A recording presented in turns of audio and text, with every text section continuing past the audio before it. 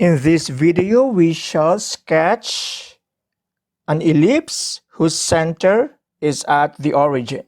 Example 1.19, sketching the graph of an ellipse with center of the origin.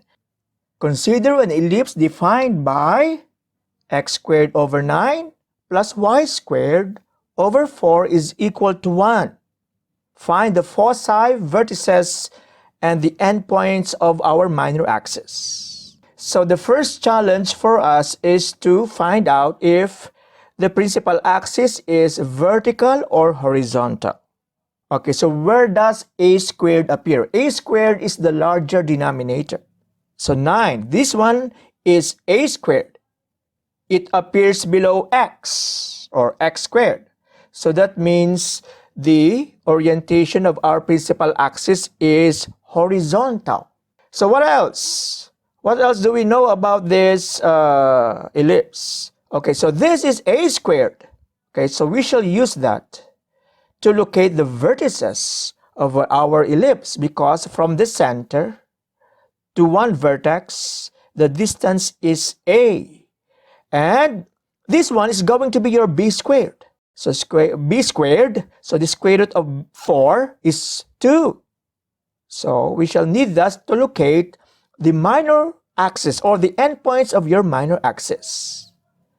Okay, so let us sketch, before sketching the ellipse, let us find the foci, vertices, endpoints, and endpoints of the minor axis. What that means is we must lay down the coordinates of the foci, vertices, and endpoints of the minor axis. Okay, so the center is at the origin, 0, 0.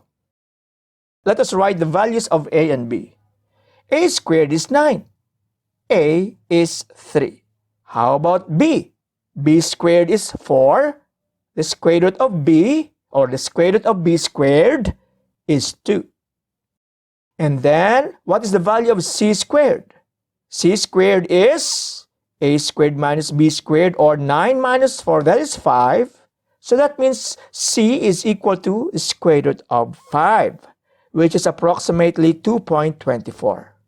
Okay, so let us now figure out the coordinates of the vertices, the foci, and the endpoints of our minor axis. Okay, so we are at the center, or at least this ellipse has a center at the origin. So let us locate the vertices. The distance of one vertex from the center is a. Okay, so our principal axis is horizontal.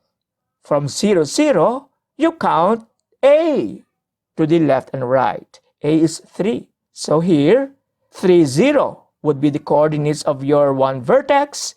And here, it's going to be negative 3, 0.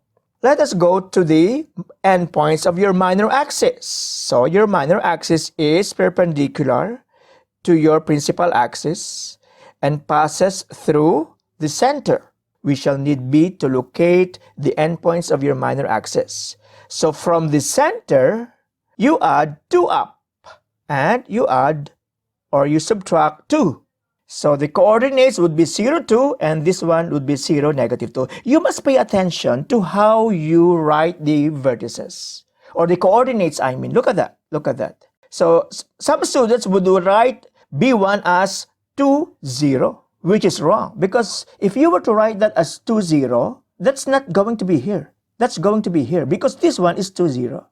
Okay, so be careful with writing the coordinates of your vertices, the endpoints of your minor axis, and the same with your foci.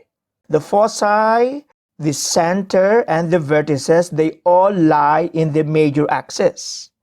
So you add square root of 5 to your center going to the right. So that would be 1 foci. Okay, pay attention to the coordinates. Why is that 0? Because this one is your y-axis. No, this is the x-axis. Okay, and then you add or you subtract 2.24. That will give you another set of coordinates for your focus.